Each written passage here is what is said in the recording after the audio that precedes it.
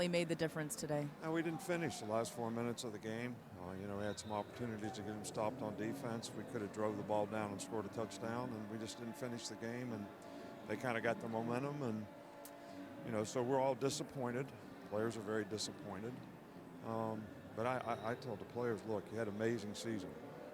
This team has come as far as any team as I've ever coached in terms of how they improved to put themselves in this position to win the SEC championship. So I don't think you can lose sight of that either.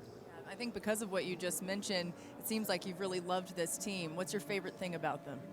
Well, I just think that, when everybody buys into the principles and values of what you're trying to do and what you're trying to coach and what you're trying to teach, and everybody does that, it's really a good feeling, and it's special, and it doesn't happen all the time. And it certainly happened this year with this team, and it was a special chemistry, good leadership, and everybody buying in, and it was a lot of fun. Thank you, Coach. All right, thank you. Before we begin, I will ask Coach Saban to give a quick opening statement about this game, and then we'll open up the floor for questions. We have mic runners on both sides. Please raise your hand and state your name and affiliation when asking a question. Coach Saban? Yeah, well, obviously we're very disappointed about the outcome of the game. I don't think we played great in the first half, but I was really, really proud of the way our players played in the second half. We just didn't finish the last 4 minutes of the game like we'd like to, and we're all very disappointed, and the players are disappointed as well. But one thing that I told them in the locker room after the game, this is one of the most amazing seasons in Alabama football history in terms of where this team came from, what they were able to accomplish, and what they were able to do, winning the SEC championship, and really, really proud of this group. And I just wish that I could have done more as a coach to help them be successful and help them finish, and all we can do now is learn from the lessons that sometimes failings bring to us. Thanks, Coach. We'll start with a question here in the front. Coach Saban, LT Willis of TD Sports TV1. My first question to you is, what does this mean to have the opportunity, first of all, to play in the Rose Bowl game, the granddaddy of them all, to you as a coach personally? Yeah, it was great. I grew up in the Big Ten, coaching the Big Ten for 12 years, and it was win the Big Ten championship and go to the Rose Bowl. That was always special, and we've had several opportunities to do it, but this is a great atmosphere here today. It was a great football game. Congratulations to Michigan. They played a really good game, and I just wish that we could have finished, a little better, but it was a great experience here for our players, and we really appreciate all the Rose Bowl folks who did a wonderful job of creating some really, really fine hospitality for us all week long. Our next question. Oh, I'm sorry, Coach. Our next question will be from the front here.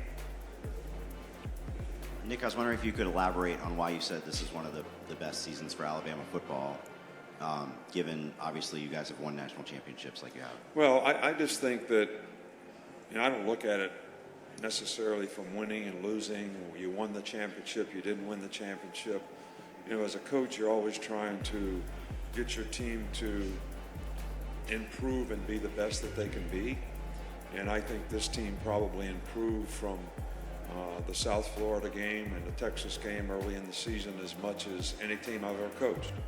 And that takes a lot of hard work, a lot of people being very committed to doing things that they need to do to self-assess and improve their game. And all these players bought in on this team and did it in first-class fashion. So that's why I think, for me as a coach, maybe not for everybody else, it was one of the teams that I always remember most and be the most proud of. Our next question will be from the blue jacket in the middle there. This one's for Jalen Miller, Ryan Hennessy, WVTM in Birmingham. Coach said, he wished he could have done more, but many people are saying this is one of his best years coaching. What does Coach Saban mean to you and this team mean to you in general this year? 100%. Coach means a lot to us. We play even harder knowing that the coach has the belief system in us. Just listening to him talk, when he talks about, how proud he is of this team. We have a lot of things we can be proud of from this season. Could have easily lingered and passed mistakes. Could have easily went in the tank when things weren't good. But the biggest thing we did was continue to improve, continue to have singular focus in our approach when it came to preparation and when it came to attacking the task at hand. So, there's a lot of things to be proud of, but one thing I am proud of is how much Coach Saban, harped on his belief system on us. Our next question comes from the gentleman in the jacket there. This is Johnny Condon, ABC 3340 in Birmingham. Coach Saban, this is for you. In the first half, they were sending blitzes and pressures, and I think they got you 4 or 5 times in the first half. From a communication standpoint, what was breaking down in the first half? Well, not one particular thing. There was a couple times when we could have redirected the protection, which we kind of put on the O-line to a large degree, and we didn't do it. A couple times the shot clock was running down and we didn't get a chance to do it, and a couple times we didn't fan and mis-executed up front in terms of getting the right guys blocked when we were in the right protection. So it was a combination of several things. I thought we did a better job in the second half, but we didn't give Jaden an opportunity to make some plays, nor our receivers make some plays down the field, which was a big part of this game. Our next question will come from the front here. Coach Saban, could you talk about the last play and what made that one the best one that you wanted to go with? We called 3 plays. One they called timeout, one we called timeout, and the last one that didn't work. So the fact that it didn't work made it a really bad call. You know what I mean? So but we called timeout because we had a bad look. We had a good look on the first one. They must have known it. But Tommy just felt like the best thing that we could do was have a quarterback run, which was kind of our 2-point play, one of our 2-point plays for this game. And the ball was on the 3-yard line, which is just like a 2-point play. So, but we didn't get it blocked, so it didn't work. We didn't execute it very well, and it didn't work. And they pressured, and we thought they would pressure, but we thought we could gap them and block them and make it work, and it did. Next question comes from the right here. Hi, Jalen. Mark Myers, AP Radio. How did you see that last play unfold, and why didn't it work from your perspective? First thing, I'm appreciative of my coaching staff for believing in me to have the ball in my hands on that last play. You win some, you lose some. This is all part of the game, With anything, all it came down was fall back to your level of training, and we just failed on that play. That's all it was, because at the end of the day, I just trusted the guys up front for believing in me on the last play to have the ball, and unfortunately, we just missed, and we just didn't get in the end zone. We have time for 2 more questions. We have one right here in the blue jacket. For Jalen, Mike Rodak with 247. How much have you and Seth worked on that quarterback center exchange this year, and why in your mind was it still an issue at this point in the year? With anything, it takes preparation, whether it's pass protection, whether it's running game, the passing game. The quarterback and the center have to have a great relationship, and that is something that we try to build throughout the whole season. There's a multitude of things that me and Seth talk about, and in that regard, that's something we do talk about. Our last question will come here from the front. Chase Goodrow with the Tuscaloosa News for Coach Saban. Special teams was an area where y'all seem to have a pretty big advantage tonight. It was a big reason. I think you were only down 3 at the halftime. Can you just speak to special teams tonight? Well, I think special teams did a good job tonight. We did a good job of controlling field position. I think both specialists did a really, really good job. James did a great job of punting. They had time to maybe go 2-minute at the end of the game, and the fact that he kicked the ball to the 2-yard line or 1-yard line or whatever was really, really good. Will made some huge kicks, around 50-yard field goals.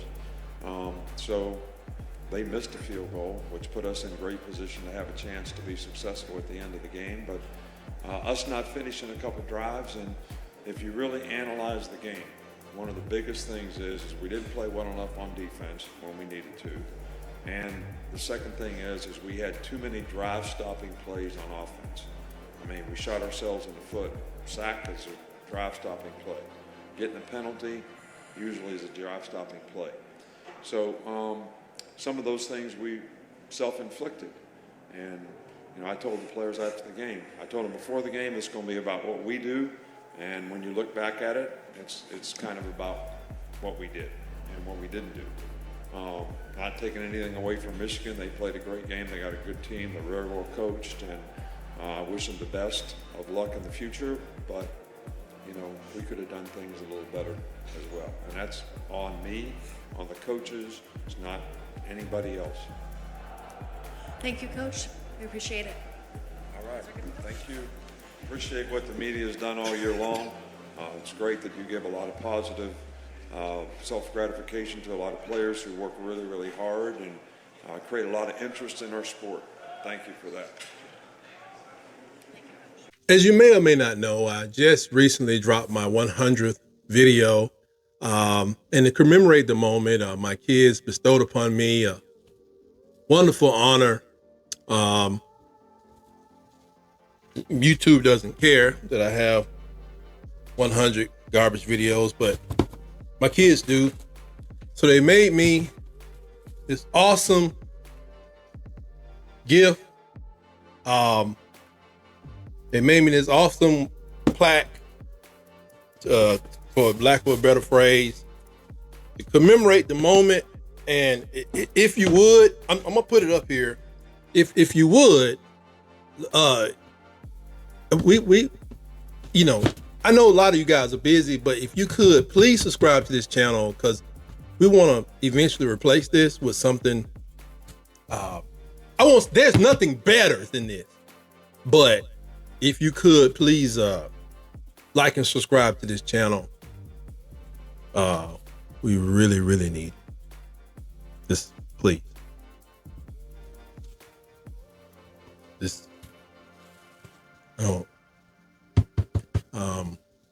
I gotta talk to that boy about that. Yeah, we did it. Roll Tide, everybody, Roll Tide. We took a tough one on the chin last night, but I think the score was indicative of my prediction of 29-20. I had an Alabama victory instead of an Alabama loss, but I knew it was going to be a game last night, because the truth of the matter is this team has been pieced together since the beginning of the year. Well, really, if you go back as far as when we lost Lyman to the portal, before the spring, even before the summer even got here, I think around May or whatever, they left in the spring, and been piecing it together. But we were playing on house money, really just playing with house money, really ever since the LSU game. It's like, wow, thank you, LSU, for not having a defense. Escaping from Auburn did mean something, and I'm not sure what happened in the Georgia game. Maybe that's kind of like coaching against a mirror of yourself. Now, I like to wait before I give my comments, but there are a lot of people who are talking about, it's like they knew our plays. They're coming to get our plays. Smack yourself. The center, Seth, what was that? That's not a process of reading signals. That's voodoo to make somebody snap the ball like they did. And I think when we became this single wing Mike Vick offense, it usually was in a process. We're gonna run, couple passes, and when the pass break down, we're gonna, Jalen's gonna take off, use his athleticism. Tommy Reese, not calling for your firing today, but I am calling you out your mind. Because I don't know if maybe Jalen came out of the shower or the locker room or something, and you said, oh, Mr. Brady, Mr. Marino, John Elway. Why, the first time that he dropped back and got I think it was a 6-man blitz, and they got to him, you should have just, whatever you was thinking about doing, it could have changed right there. This man took 5 sacks in the first half. I think 3 or 4 of them was in the first quarter. Why did you have this man doing 5 and 7-step drops? Why weren't we banging the ball up the middle, or to the side, wherever, just giving them body blows. Take some wind out of the defensive lines. And yes, they have 3. Take some wind out of the defensive line because obviously things were not working well. I'm not calling for nobody to lose their job, man. This dude is 31. Yeah, Coach Saban probably need to take him in a room, tie him down to a table, and I don't know, beat him in the back with sharp meat. I don't know. But what I saw in the first half made me say, I was thinking like, I just had visions of Texas. I had Texas visions. And I was getting on a halftime show with some friends, and I told them, I said, midway through third, we'll be able to tell the tale. I didn't see much change. I saw some improvement. I saw some common doggone sense in the play calling. Oh, we're going to run the ball now? It's kind of too late. You got to deliver those body blows. I said, unless we up here doing the football version of the rope-a-dope, this is not where we need to be. We had no time to throw the ball. Very apparent. No time to run the ball. Even if you said we're going to do some reverses and some jet sweeps, you can't let your quarterback just run and run and run. You know what happens? People get tired. You wore them down. That's probably part of the fumble. But at the end of the game, that last play that everybody just hates so much, a very fatigued quarterback going into the 5th quarter of the game, took a play right up the middle, and instead of going into the crowd, he was supposed to make one little hop cut to the left for a touchdown, a 3-yard run touchdown. Probably ain't have it in him.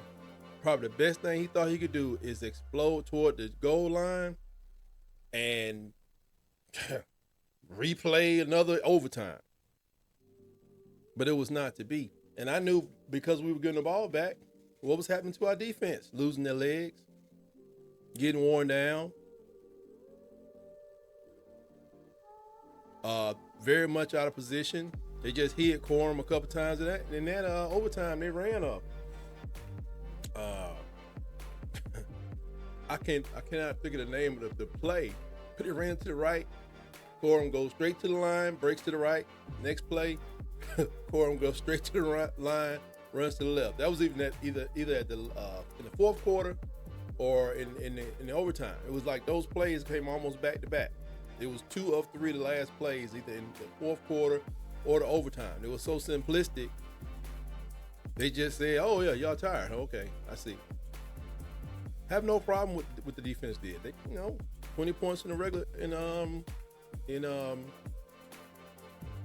inside of regulation, and then you had overtime. We could not score more than 20 points. And it would have been somewhere worse if we didn't have Will Riker. Just like the coach said. But I don't know.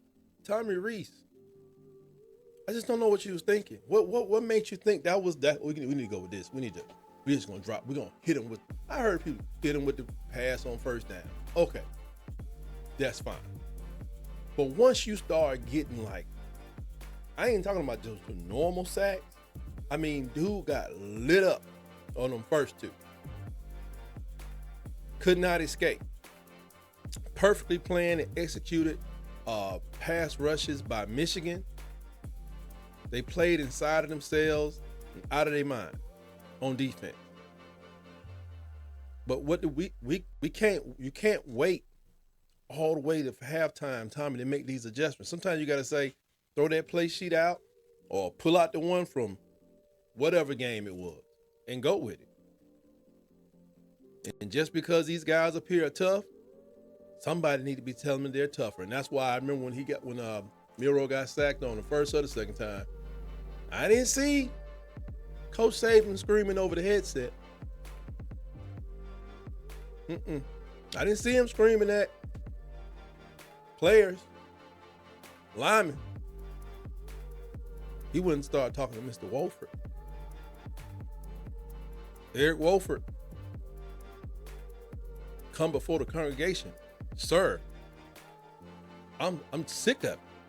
You had the entire summer till yesterday to get these boys ready. You got first rounder on one side, got some experience on one side.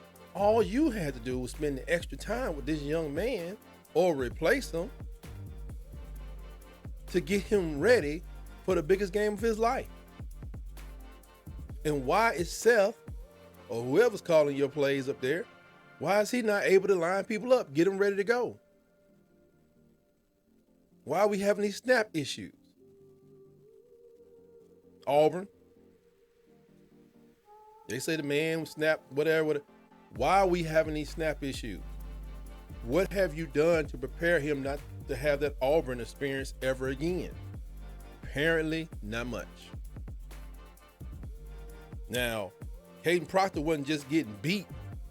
He was just being indecisive. And I don't know, the backs would even catch people that they could or could not block, but there was just too much coming. So you need to be able to communicate with Tommy some kind of way to say, we got to switch this up.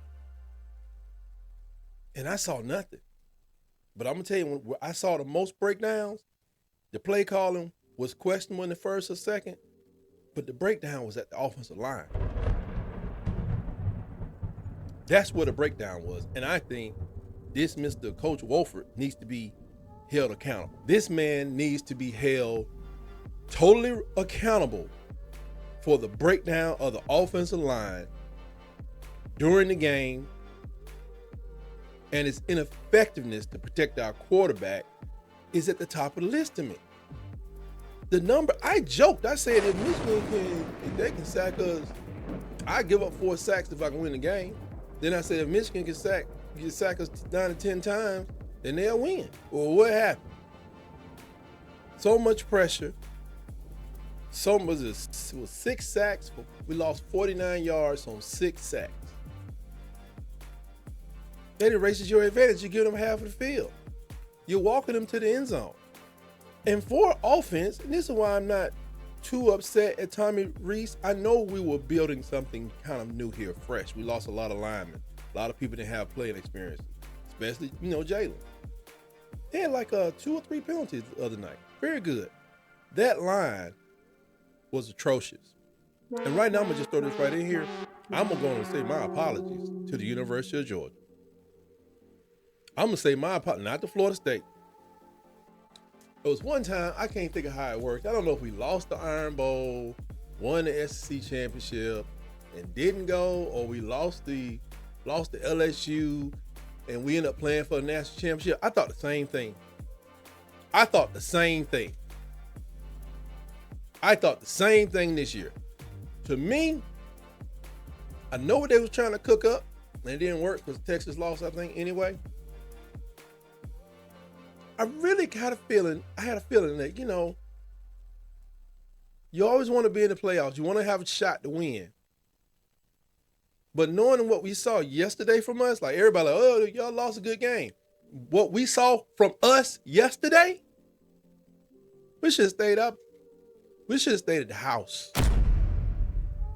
We should have been out, securing, nailing down recruits, getting ready for next year, seeing who's coming over from the portal. I see we got Bertrand coming over. Will he mesh with our people? Is he just nasty and he just not letting people walk past his shoulders? And he gonna form somebody if nothing else. Yeah, we don't know what kind of lineman he's gonna be. We can let Georgia go deal with this. I just think Georgia was more prepared. They were more ready to execute. They didn't have line issues. I don't know why we beat them. I don't know. Saban may just out-coach Kirby, whatever. I just have a feeling, based on what I've seen, this team was not prepared to take on Michigan with all their time. They say he spent 2 weeks recruiting. I fail to believe that the whole staff was out there. Somebody should have been working with these guys. So I don't know what a breakdown was. But what I can tell you, that offensive line, I know Eric Wolford is a chief recruiter. He should have had Caden on the road with him in his suitcase. Like, come on, Caden, get out. It's 6 o'clock. It's time for us to do your drill. That was atrocious. So I apologize, University of Georgia. I think he should have been in, not FSU. think Georgia should have been in. I think they would have put up a better fight than that. And people say, well, 7 points, y'all put up a fight. No. And we were playing with house money. And everybody's like, well, next year we're going to. I can't say. This is. People, they put up last night. Oh, Saban wins everything. This will be the first time that he doesn't advance. Man, how many rule changes have happened since 2009? And one of the major ones is NIL. We can say, well, Caden Proctor ought to have it down. Man, Caden Proctor may jump in the portal and be gone. Oh, no. This team, University of Alabama Crimson Tide, is no different from my beloved Pittsburgh Steelers. They may have just as much turnover in their starting lineup as the Pittsburgh Steelers come next fall. Don't know who's going to be it. NIL has changed it all. So if you're able to get in there under those circumstances, every 4 to 5 years, you're doing a good thing. And we don't know. It may be time for Coach Saban to personally decide that him and Miss Terry may jump into the portal. But we still got to press on. We still have to press on. I think he got a couple years left for him to push, but it's hard, man. This NIL situation has changed a lot of stuff. I hope that Coach Wolford jump into the portal, become a offensive coordinator somewhere. It'd be great to say, oh, the perfect world would be, that Coach Saban stays there for 10 more years and Tommy becomes one of the best coordinators to ever do it and he takes over for Coach Saban. That ain't going to happen. He's young enough to. Who do you want to be the next coach for University of Alabama when the inevitable happens? But those are my thoughts. Those are my thoughts on the end of the 2023 season for the University of Alabama Crimson Tide. Congratulations, Michigan. I didn't think you had it in you, but you definitely had it in you, and you put it up in us.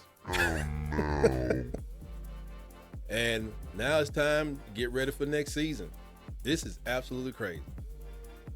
Because this is just not the team I expected to go out there. And people talking about stealing plays. We had 3 critical mistakes. One major strategy just, what do they call that? Like a critical error, a critical failure in strategy, offensive strategy in the first half that could have been corrected by the end of the first quarter.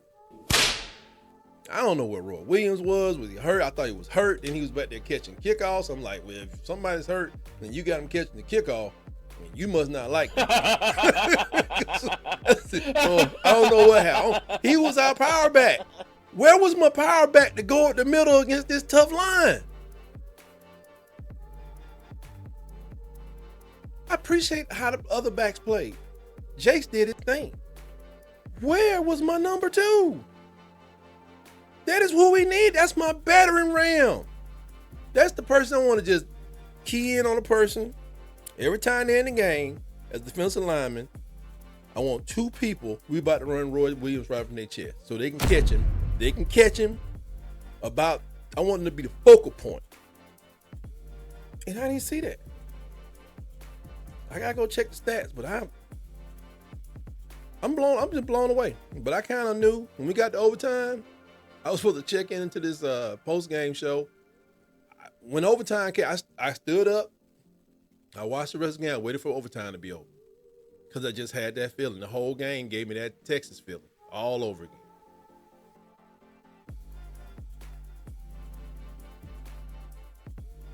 But close that season out. It's over. Everybody turn your pass in. Take your personals and your unmentionables, get them out the locker so we can clean them out. And let's get ready for 2024 season. I will be doing updates on recruits and news that comes out of Tuscaloosa from time to time. Definitely, at least once or twice a week. Because there's always something going on, especially when this portal gets to going, and we still got a couple scholarships to hand out to people.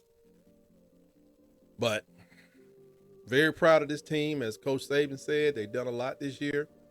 Very proud of them. But that's all for me. I would say I can't believe what I saw, but we saw it all before. We saw it in Texas, and without Milroe, we saw it in USF. But we're going to press on to number 19. Right? So, always remember, roll, tide, roll.